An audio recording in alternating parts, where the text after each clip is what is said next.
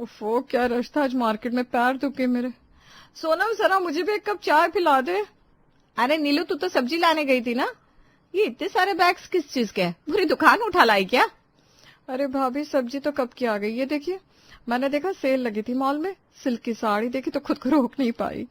और ये देखिए, मैचिंग सैंडल्स भी ले लिया हम सबके लिए। पूरे 5,000 का बिल बना, पर चीज देखो आप, एकदम क्लासिक है ना। 5,000? नीलू, तुझे पता है 5,000 में पूरे महीने का राशन आ जाता है।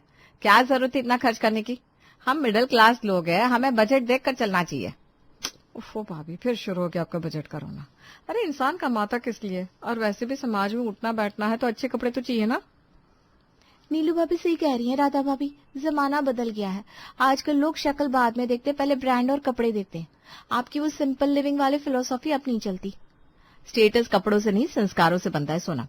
और दिखावा करने से घर नहीं चलता। घर की जरूरतें पूरी नहीं हो रही, बच्चों की फीस बढ़ रही है, और तुम दोनों को शॉपिंग सूझ रही है। भाभी प्लीज, आप अपना ये लेक्चर अपने पास रखिए। मेरे पति कमाते हैं, मैं खर्च करती हूँ। आपको क्यों जलन हो रही है? आप तो बस वही पुरानी घिसी पिटी साड़ियां पहनिए ना, पैसे जोड़ जोड़ कर बैंक में भरिए। अच्छा, तो मुझे जलन होगी? अरे मैं तो घर की भलाई सोच रही थी। पर ठीक है, तुम लोगों को मेरी बातें लेक्चर लगती है तो मैं कुछ नहीं बोलूंगी, करो जो करना है। राधा चाय का कप टेबल पर रखकर गुस्से में वहां से अपने कमरे में चली जाती है। तब नीलू ने सोनम से कहा, देखा, हर खुशी में नजर लगानी होती है ना। खुद तो जीती नहीं है, हमें भी जीने नहीं देंगी। बजट बिगड़ता है, कंजूस कहीं की। सच में भाभी, इस घर में ना सांस लेना भी मुश्किल है। मैं ऑफिस से थक कर आऊं, फिर भी ताने सुनने पड़ते हैं। मैं तो कहती हूँ इनसे अलग रहना ही बेटर है। कम से कम अपनी मर्जी से खा पी तो सकेंगे। मैं कमाती हूँ, फिर भी यहाँ दब कर रहना पड़ता है। हाँ पता है तो कमाती है, पर कमाई का रोब मत दिखा। घर का काम तो हम भी करते हैं, बस फर्क इतना है तेरी सैलरी आती है, हम मेहनत फ्री के करते हैं। मैंने रौब नहीं दिखाया भाभी, बस हकीकत बोल रही हूँ। जॉइंट फैमिली का ड्रामा अब मुझसे नहीं झेला जाता। दोनों देवरानियों ने राधा की बुराई तो की, लेकिन अंत में आपस में भी उलझ पड़ी। तीनों के दिल में अब एक ही बात थी, साथ रहने से अच्छा है अलग हो जाना। अगले दिन सुबह किचन में गैस के चारों बर्नर जल रहे थे और तीनों अलग अलग कढ़ाइयां चढ़ी हुई थी। तीनों बहुएं खाना बना रही थी। वो आज फिर लेट हो गया। विकी को तो आलू मेथी ही खानी है आज। कल रात ही बोलकर सोए थे। नीलू भाभी, जरा वो नमक का डिब्बा पास करना। 1 मिनट सोनम, पहले मैं ये भरवा शिमला मिर्च ढक लूं। मेरे बच्चों को बस यही पसंद है, और इनके पापा को भी। अगर टिंडा या लौकी बना दी तो थाली फेंक देंगे। और हाँ, बच्चों के लिए अलग से आलू फ्राई भी तो बनाने हैं अभी। तभी राधा जो आटा गूंथ रही थी वो आती है। गैस पर चढ़े 3-3 बर्तनों को देखकर सिर पकड़ लेती है। ये क्या तमाशा लगा रखा है तुम दोनों ने? एक गैस पर आलू मेथी, दूसरे पर शिमला मिर्च, तीसरे पर आलू फ्राई। हम कोई ढाबा चला रहे हैं क्या? अरे 4-4 सब्जियां बनाने की क्या जरूरत है? कोई एक सब्जी बना लो, उसी से सब खा लेंगे। भाभी अब फिर शुरू हो गई। अब सबकी पसंद अलग है तो क्या करे? अब क्या हम यहाँ अपनी पसंद का खाना भी ना खिलाएं अपने बच्चों को?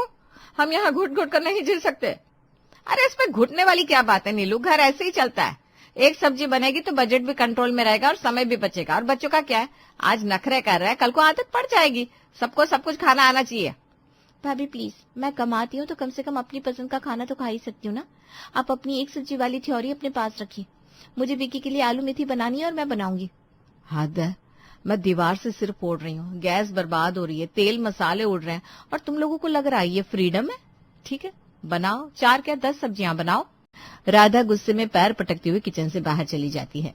ये तीनों अब साथ रहकर भी साथ नहीं थी। खाना बनाकर नीलू और सोनम ने खाना सबको सर्व कर दिया। फिर सोनम ऑफिस चली गई। रात के 8:30 बजे घर के सभी मर्द हॉल में बैठकर टीवी देख रहे थे। राधा और नीलू ने मिलकर रात का खाना बना लिया था। तभी सोनम ऑफिस से लौटी। वो बहुत थकी हुई लग रही थी। उसने अपना बैग सोफे पर पटका और पानी पीने लगी। आगे सोनम, खाना तैयार है, जा जल्दी से हाथ मुंह धो ले और डाइनिंग टेबल पर खाना लगा दे, हम रोटियां सेक रहे हैं। ये सुनते ही सोनम का सब्र का बांध टूट गया। दिन भर की थकान और ऑफिस का स्ट्रेस एक साथ बाहर आ गया।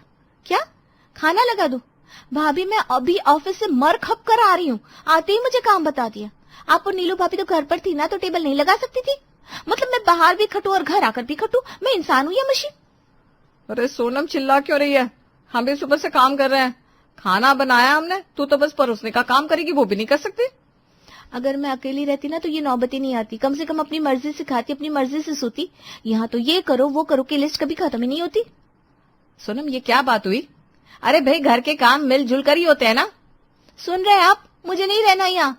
रोज रोज की किचकिच, रोज का कलेश। मेरी सैलरी भी इसी घर में खर्च हो जाती है और शांति भी नहीं मिलती। मुझे मेरा अलग घर चाहिए जहाँ मैं चैन से रह सकूं। सही कह रही है सोनम, मैं भी तंग आ गई हूँ। राधा भाभी की रोक टोक और कंजूसी से मेरा दम घुटता है। सुनिए जी, हमें भी अपना अलग देखना पड़ेगा। बच्चों को उनकी पसंद का खिलाने पर भी यहाँ ताने मिलते हैं भाई। अच्छा, तो मैं बुरी हो गई? तुम लोगों को जोड़कर रखने की कोशिश कर रही थी और तुम मुझे विलन बना रही हो। देख लीजिए मोहन जी, अब पानी सिर से ऊपर चला गया है। रोज रोज की बेइज्जती मुझसे नहीं सही जाती। अगर इन्हें अलग होना है तो हम भी अकेले खुश रहेंगे। तो तुम तीनों ने फैसला कर ही लिया है, ठीक है। रोज रोज की महाभारत से तो अच्छा है कि अलग ही हो जाओ। हाँ भैया, हम भी देख रहे हैं घर में शांति नहीं बची। अलग रहेंगे तो शायद प्यार बचा रहे। मैं कल ही प्रॉपर्टी डीलर से बात करता हूँ, हम शिफ्ट हो जाएंगे। ठीक है, तो तय रहा। कल से तीनों के चूल्हे अलग। और रही बात इस घर की, तो इसे ताला लगा देते हैं। बंटवारा बाद में आराम से कर लेंगे। सब अपना अपना किराए का मकान ढूंढ लो।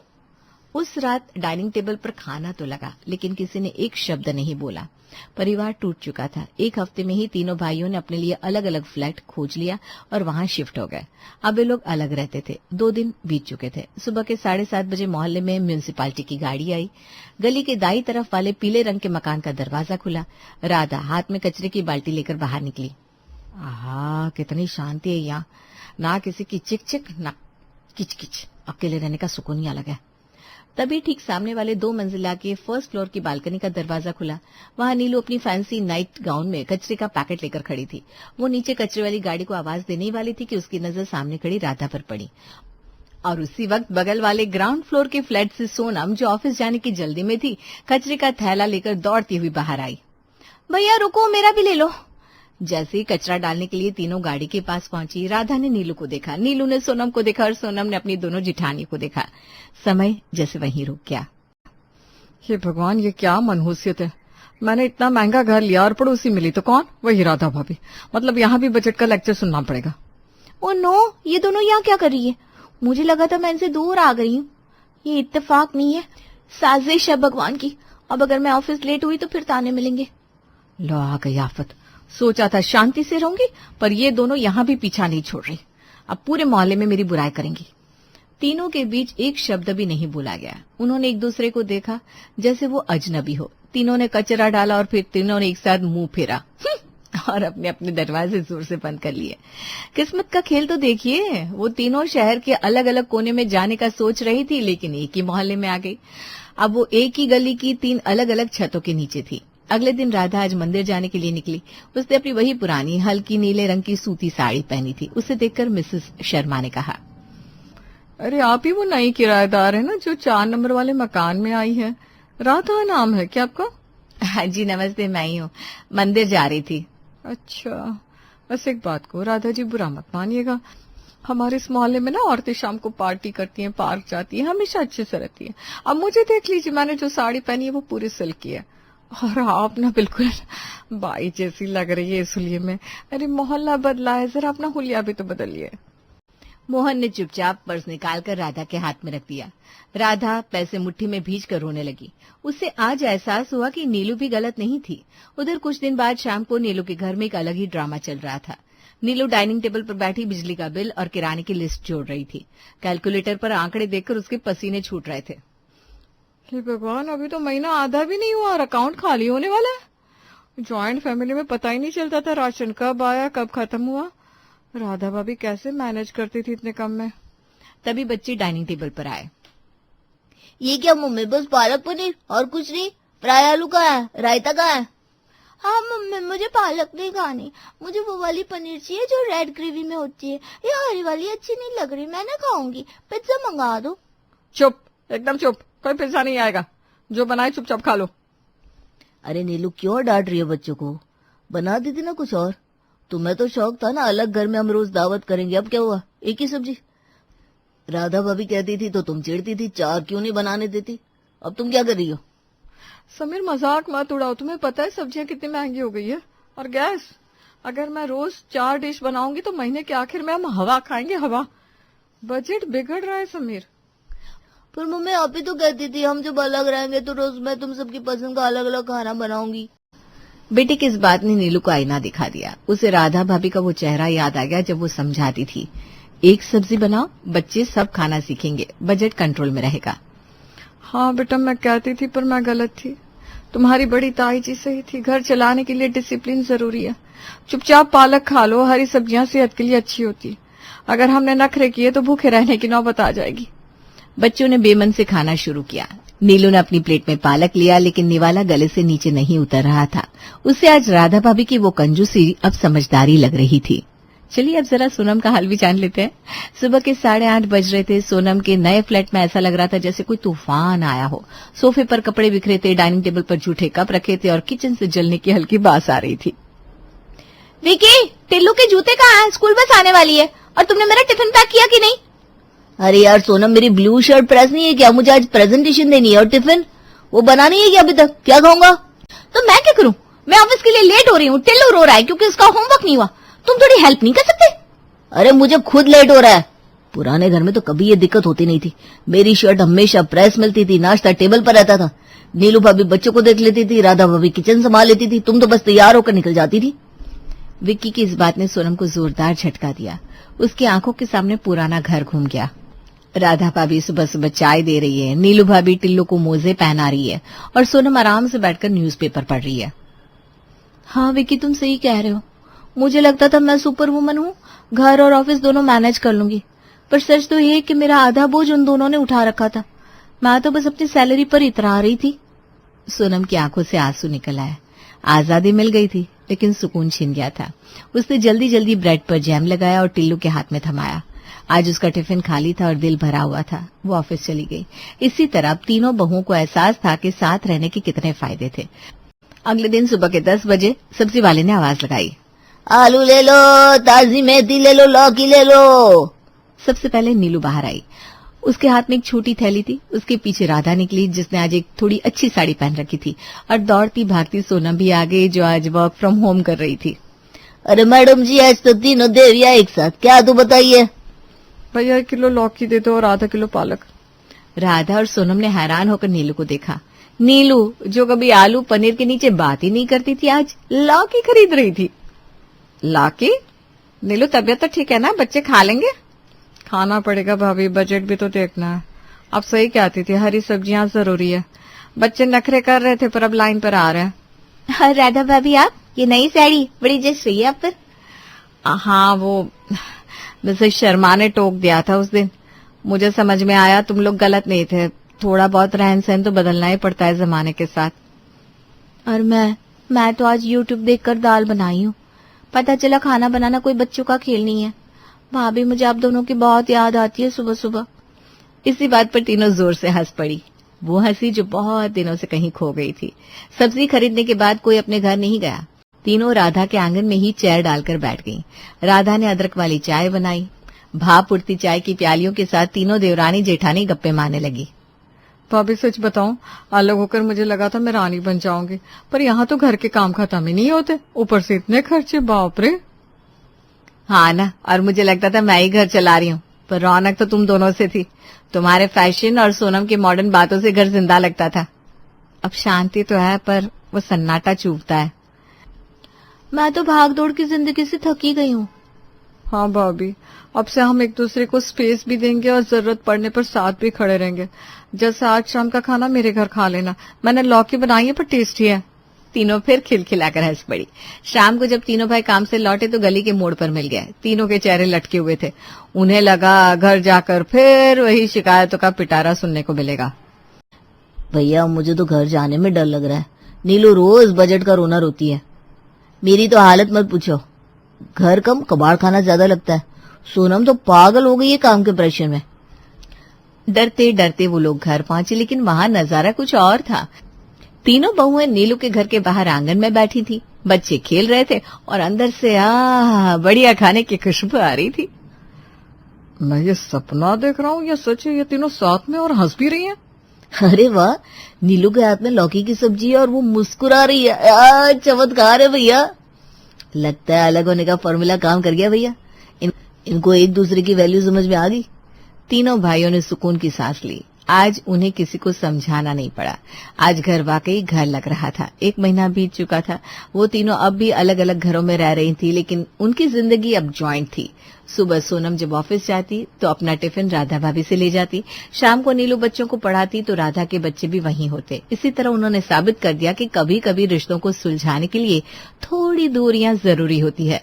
अलग होकर ही सही, पर अब वो पूरे थे। देखो ना रजत, आपके बिना ये घर कैसा सुनसान सा हो गया है। सूरज भी हंसता बोलता नहीं है आपके बिना। आप क्यों चले गए हमें यूं अकेला छोड़कर? मेरा अब यहाँ दिल नहीं लगता आपके बिना। पीछे से 10 साल का सूरज कमरे में आया। मम्मी, क्या सच में पापा कभी वापस नहीं आएंगे? पापा बिना अच्छा नहीं लगता। पता है मेरे सारे फ्रेंड्स चिढ़ाते हैं कि तेरे पापा अब कभी नहीं आएंगे। हाँ बेटा, पापा बहुत दूर चले गए हैं, ऊपर भगवान के पास। पर तू रो मत, तू तो मेरा राजा बेटा है ना। मम्मी, आपको रोज रोते देखकर अच्छा नहीं लगता। मैं बड़ा हो जाऊंगा ना तो बहुत पैसे कमाऊंगा, फिर आपको बहुत खुश रखूंगा। लेकिन बेटा अभी क्या होगा पता नहीं, काम नहीं बचा, खर्चे बढ़ गए और अब तो घर का किराया भी देना है। पता नहीं सब कैसे होगा। तभी डोरबेल बजी। सुहाना ने दरवाजा खोला। सामने अनिकेत और गुंजन खड़े थे। अरे भैया, आप लोग आइए आइए, अंदर आइए। कैसे हो सुहाना? बहुत दुबली लग रही हो। भैया आपको तो सब पता ही है, और क्या बताऊं मैं आपको कैसी हूँ। हाँ भैया तो है। और सूरज बेटा, पढ़ाई कैसी चल रही है तुम्हारी? ठीक चल रही है मामा जी। हाय, कितना प्यारा बच्चा है, बिल्कुल अपने बाप पर गया है। जीजाजी भी इसकी तरह हमेशा मुस्कुराते रहते थे, नहीं? हाँ सही कह रही हो गुंजन। अच्छा सुहाना, अब जीजाजी के जाने के बाद तेरा खर्चा पानी कैसे चलता है? कोई प्रॉपर्टी वगैरह है क्या जीजाजी की? नहीं भैया, ऐसा तो कुछ भी नहीं है। कुछ जमा पूंजी थी जो भी अब धीरे धीरे खत्म हो रही है। हाँ, जमा पैसे आखिर कब तक चलेंगे? भैया एक बात कहूँ, दरअसल मुझे मुंबई में एक जॉब का ऑफर मिला है।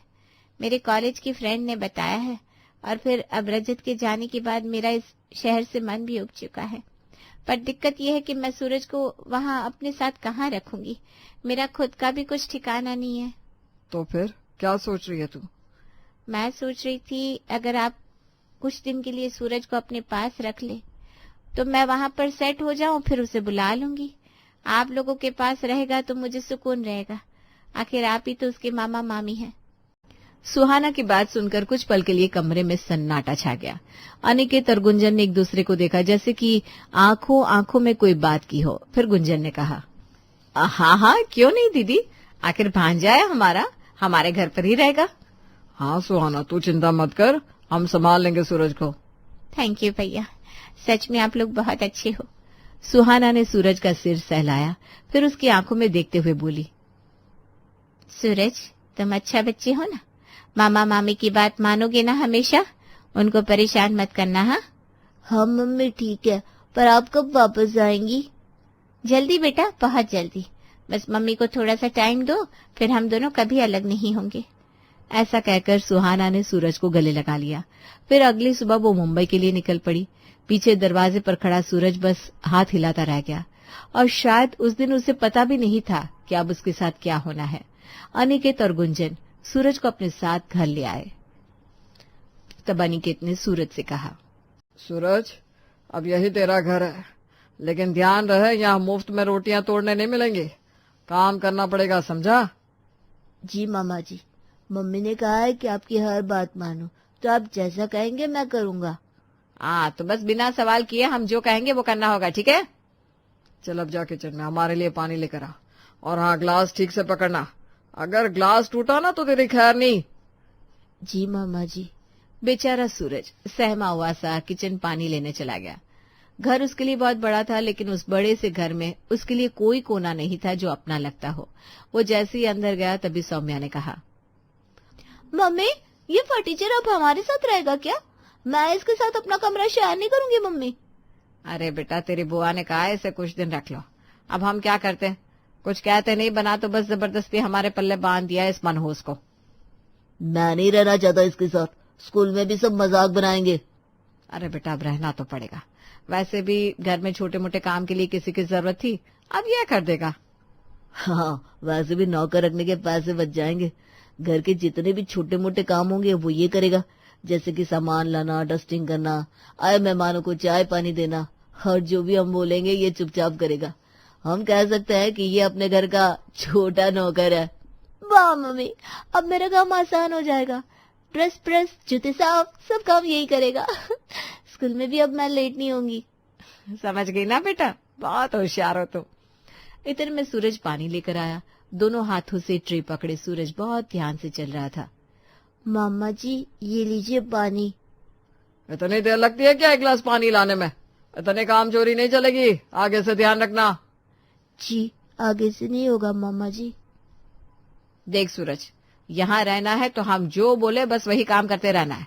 आज से घर के छोटे मोटे सारे काम तू ही करेगा। जी मामी जी, पर मेरी स्कूल की पढ़ाई? सुना तुमने, इसे स्कूल की भी पड़ी है। अरे स्कूल तो भेजना ही होगा ना, नहीं भेजेंगे तो लोग क्या कहेंगे। अनिकेत जी इतनी बड़ी कंपनी का मैनेजर है और एक भांजे को स्कूल भी नहीं भेज सके, नाम खराब होगा हमारा। हाँ तो ठीक है, स्कूल तो जाएगा पर काम करके, समझ गया तू? मम्मी आप मुझे कैसे लोगों के पास छोड़ गई? प्लीज मम्मी थोड़ा जल्दी आओ, मुझे बहुत डर लग रहा है। सूरज ने सिर झुका लिया। उसने पहली बार जिंदगी का ये रूप देखा था। मम्मी इसका कमरा कहाँ होगा? अरे कौन सा कमरा, स्टोर रूम खाली पड़ा है, वही रहेगा। काम से फुर्सत मिलेगी तब वहाँ पड़ा रहेगा, और क्या। अब इसके लिए अलग कमरा तो नहीं बनवाएंगे हम। हाँ मम्मी, बिल्कुल सही जगह है उसके लिए। और इस तरह सूरज का नया घर तय हुआ। एक छोटा सा स्टोर रूम। वो कमरे में गया, आंखों से बहते आंसू पोंछे और फिर धीरे से फुसफुसाया। मम्मी आपने कहा था मैं खुश रहूंगा, पर यहाँ तो कोई मुझसे प्यार से बात तक नहीं करता। प्लीज मम्मी जल्दी आना। और इसी तरह सुहाना को याद करते करते सूरज को नींद आ गई। अगली सुबह गुंजन की आवाज से सूरज की आंखें खुली। अरे आओ सूरज, कितनी देर तक सोएगा? घर में तेरे बाप की दुकान नहीं चल रही है, चल जल्दी उठ, झाड़ू उठा और सफाई कर।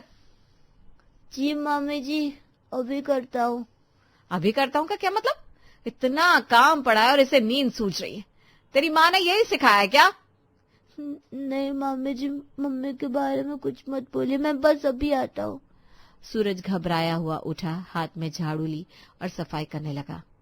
और सूरज, आज तुझे स्कूल जाना है, और सुन, वहां सबके सामने कहना कि हम सब तुझे बहुत प्यार करते हैं, और घर का काम खत्म करके ही स्कूल जाना है, समझा? जी मामा जी। और हाँ, स्कूल जाने की बात जल्दी है ना, तो सफाई करके पहले रसोई में आटा गूंथ दे, फिर जा। सूरज कुछ नहीं बोला, बस सिर झुकाकर रसोई में चला गया। उम्र थी 10 साल, पर उस छोटे से बच्चे के ऊपर दुखों का पहाड़ टूट पड़ा था।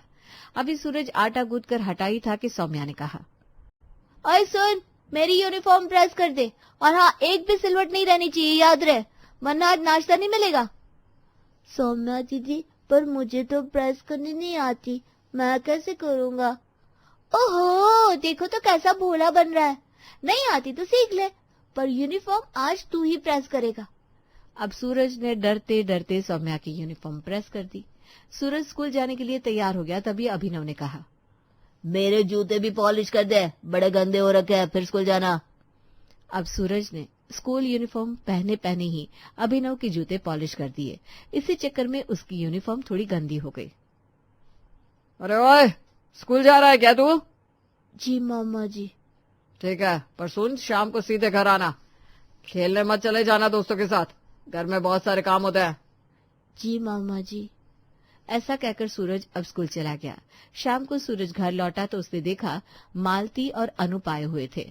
सूरज उन्हें देखकर मुस्कुराया। तभी गुंजन ने कहा, आ गया तू? इतनी देर कहाँ मटर गश्ती कर रहा था? हाँ, कितनी बार बोला है स्कूल से सीधे घर आना, पर समझता ही नहीं है क्या तू? मामी जी थोड़ा सा लेट हो गया, वो रास्ते में बस नहीं मिल रही थी। हाँ, बस बहाने बना ले, बहाने। चल जा, आप सबके लिए चाय नाश्ता लेकर आ, और अच्छे से सजा कर लाना। जी मामी जी अभी लाता हूँ। सूरज ने वही साइड में बैग रखा और किचन में नाश्ता लेने चला गया। तभी मालती ने कहा, अरे भाभी, ये सूरज यहाँ क्या कर रहा है? सुहाना दीदी कहाँ है? अरे अब क्या बताऊं मालती, रजत जीजाजी के जाने के बाद सुहाना दीदी का यहाँ दिल नहीं लग रहा था और इसे हमारे गले बांध कर खुद चली गई मुंबई। ये क्या बात हुई भला? अपना बच्चा खुद संभालो, हमने क्या यहाँ धर्मशाला खोली है? अरे अब आप तो जानते हैं हमारा दिल कितना बड़ा है। सुहाना दीदी को हम मना ही नहीं कर पाए। भाभी मैं तो कहती हूँ अब जब घर में रखा है तो काम भी करवाओ ना, बेकार में बैठा रहेगा तो और बिगड़ेगा। आजकल के बच्चे अगर मुफ्त में खाने लगे तो सिर पर चढ़ जाते हैं। अरे बस इसीलिए तो इससे काम करवाती हूँ मैं। सुबह से लेकर रात तक इसको 1 मिनट की फुर्सत नहीं देती। अब जब इसकी माँ ने बोझ हमारे ऊपर डाल ही दिया है तो बोझ उठाने के पैसे तो वसूल करने पड़ेंगे ना। बिल्कुल ठीक करती है भाभी आप। अरे अनाज भला फ्री में थोड़ी ना आता है, इसे 2 रोटी खिलानी है तो काम तो करवाएंगी। तभी सूरज चाय नाश्ता लेकर आया और उसे सबको प्लेट्स पकड़ा दी। उसे देखकर अनूप ने कहा, ए सूरज इधर आ। जी मामा जी कहिए। चल मेरे पैर दबा दे जरा, आजकल बहुत दर्द करते हैं। अरे अब खड़ा खड़ा मुंह क्या ताक रहा है, चल दबा मेरे पैर। सूरज अब अनूप के पैर दबाने लगा।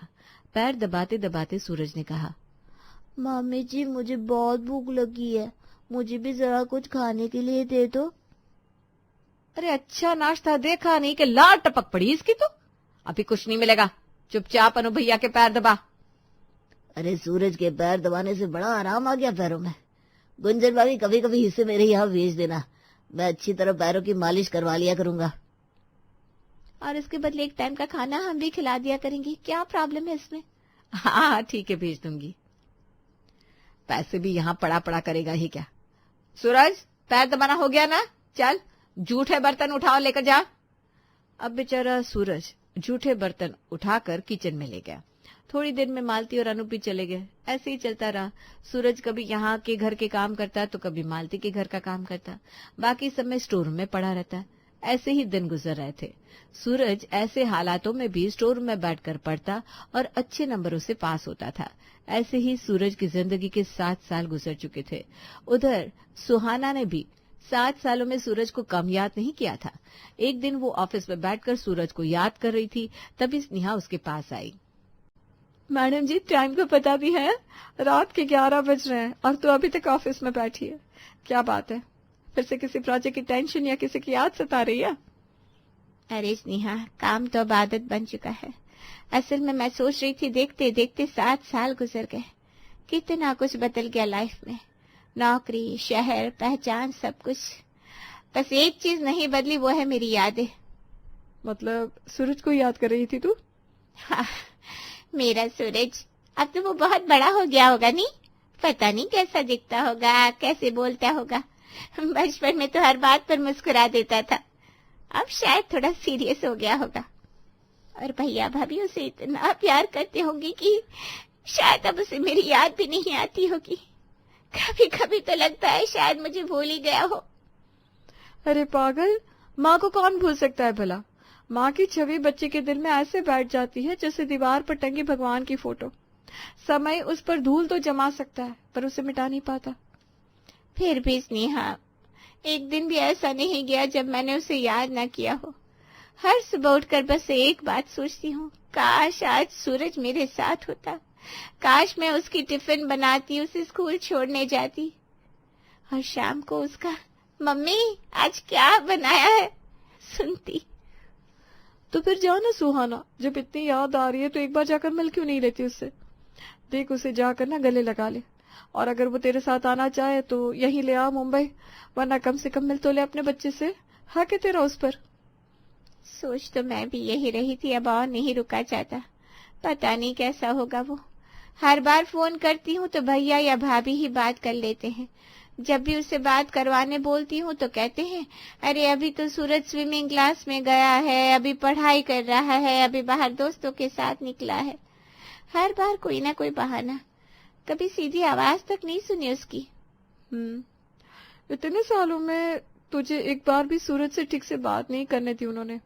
छोड़ चल, अब किसी की बात मत सोच, तू जा और देख कर आ तेरा बेटा कैसा है। हाँ स्नेहा तो सही कह रही है, अब वक्त आ गया है कि मैं खुद देखूं मेरा सूरज कैसा है, किस हाल में है।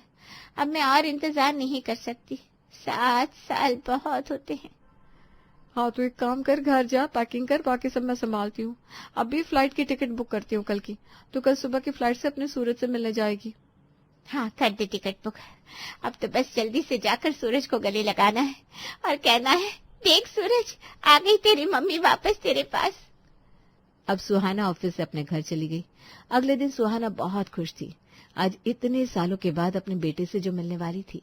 उसने फ्लाइट पकड़ी और पहुंच गई इंदौर, जहां सूरज गुंजन और अनिकेत के पास रहता था। सूरज के बचपन की यादों में खोई हुई सुहाना टैक्सी से उतरी और डोरबेल बजाई। अरे ओ सूरज, जरा देख कौन है बाहर। जी मामी जी, देखता हूँ। सूरज दौड़ते हुए गया और दरवाजा खोला। अब वो छोटा बच्चा नहीं था, लगभग 17-18 साल का दुबला पतला लड़का, हाथों में झाड़ू, चेहरे पर थकान। उसकी शर्ट फटी हुई थी और पैरों में चप्पल भी टूटी हुई। दरवाजा खोलते ही उसने देखा सामने सुहाना खड़ी थी। मम्मी, मम्मी आपने बहुत देर कर दी आने में। हर दिन भगवान से बस यही प्रार्थना करता था, मम्मी जल्दी आ जाए। मुझे बहुत डर लगता था मम्मी, बहुत। आपको पता नहीं मम्मी यहाँ क्या क्या हुआ। सूरज, ये क्या हाल बना रखा है बेटा? तेरी ये शर्ट क्यों फटी हुई है? और तू ये झाड़ू क्यों लगा रहा है बेटा? सच सच बता, ये सब क्या है? मम्मी, मैं तो रोज काम करता हूँ। मामा मामी बोलते हैं जब तक मैं यहाँ रहूंगा घर के सारे काम मुझे करने होंगे। सुबह उठता हूँ, झाड़ू पोछा, फिर स्कूल, फिर शाम को बर्तन पैर दबाना, सामान लाना। और सौम्या दीदी, अभिनव भैया के सारे काम मैं ही तो करता हूँ। मुझे लगा यही सब ठीक है मम्मी, आपने कहा था ना उनकी बात माननी है। सुहाना का दिल रो पड़ा। 7 साल तक वो जिन लोगों पर भरोसा करती रही, वही लोग उसके बेटे के गुनहगार निकले। तभी गुंजन वहां आई। अरे ये क्या ड्रामा लगा रखा है दरवाजे पर? और सूरज, ये झाड़ू क्यों छोड़ दिया? कौन है तू? किससे मिलने आई है?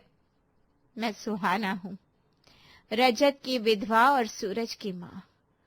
क्या आप पहचान में नहीं आई भाभी जी मैं आपको? अरे दीदी, आप अचानक? वो हम तो सोच रहे थे कि आप अब सोच रहे थे कि मैं कभी वापस नहीं आऊंगी, है ना? 7 साल तक मेरे बेटे से बात तक नहीं करने दी तुम लोगों ने। कभी कहा स्विमिंग क्लास गया है, कभी कहा पढ़ रहा है। ये झूठ क्यों बोला गुंजन भाभी? और ये क्या हालत बना रखी है मेरे बच्चे की? तभी अनिकेत अंदर से आता है। ए सुहाना, तुम कुछ ज्यादा इमोशनल हो रही हो। हमने इसे अपने घर पर रखा, खिलाया, पिलाया, पढ़ाया। थोड़ा बहुत काम तो बच्चे करते ही हैं, इसमें बुराई क्या है? घर का काम करने से कोई नौकर तो नहीं हो जाता। अच्छा, आप सूरज को नौकर नहीं समझते? आपके घर का हर काम ये बच्चा करता है। ये छोटे छोटे हाथ जो किताब पकड़ने के लिए बने थे, आपने उनसे झाड़ू पोछा करवाया, और अब भी शर्म नहीं आ रही आपको? अरे दीदी, आप कब आई? आपको देखकर बड़ी खुशी हुई। पता है सूरज ना बड़ा संस्कारी बच्चा है। संस्कारी नहीं, मजबूर बना दिया तुम लोगों ने उसे। संस्कार तो तुम भूल गए हो मालती। तुम सबने मिलकर मेरे बच्चे का बचपन छीन लिया, उसके सपने, उसकी हंसी सब लूट ली। अरे दीदी, अब जानती हम कौन है? हम लोग छोटी मोटी औकात वाले नहीं है। अनिकेत भैया टाटा कंपनी में मैनेजर है और हम सब समाज में इज्जतदार लोग हैं। आप जरा औकात में रहकर बातें कीजिए। जानती हूँ तुम सबको, और अब शायद तुम्हें भी जान लेना चाहिए कि जिस कंपनी में अनिकेत भैया मैनेजर है, उसकी ऑनर मैं हूँ, सुहाना रजत मेहता। क्या तुम उस कंपनी की ऑनर हो? हाँ, विश्वास नहीं हो रहा ना? तो लगाओ अपनी कंपनी में फोन और पूछो ऑनर का नाम। शायद आप पेपर नहीं पढ़ते हैं, वरना पता लग जाता आपको। अब अनिकेत ने पता लगाया तो सच में सुहाना उस कंपनी की मालकिन निकली। अब तो सबके होश उड़ गए थे। दीदी, गलती हो गई दीदी, हमें माफ कर दो। अब हम कभी ऐसा नहीं करेंगे। अगर मेरे साथ किया होता ना तुम लोगों ने, तो शायद माफ भी कर देती। पर मेरे बेटे के साथ जो किया है, उसका हिसाब भगवान ही लेगा। अब तुम सब की सजा यही है कि आज से तुम सब उस कंपनी में रहोगे नहीं जिसमें मैं हूँ। तुम्हें मैं कंपनी से अभी इसी वक्त निकालती हूँ। सुहाना प्लीज, हमारी गलती थी, पर अब हमें माफ कर दो। प्लीज प्लीज दीदी, माफ कर दीजिए ना। नहीं गुंजन भाभी, अनिकेत भैया, कुछ गुनाह ऐसे होते हैं जिनकी माफी नहीं होती। अब मैं अपने बेटे को लेकर जा रही हूँ, जहाँ प्यार होगा, सम्मान होगा, ना कि अपमान। चल बेटा सूरज, अपने घर चलते हैं। अब तुझे कभी किसी डर से गुजरना नहीं पड़ेगा। अब सब ठीक हो जाएगा ना मम्मी? अब मैं आगे पढ़ सकूंगा ना? हाँ बेटा, अब सब ठीक होगा। अब तू खूब पढ़ेगा और बस अपने सपने पूरे करेगा। चल मेरे साथ। सूरज और सुहाना घर से निकल गए। पीछे दरवाजे पर खड़े अनिकेत, गुंजन, मालती और अनूप सिर झुकाए खामोश बस खड़े रह गए।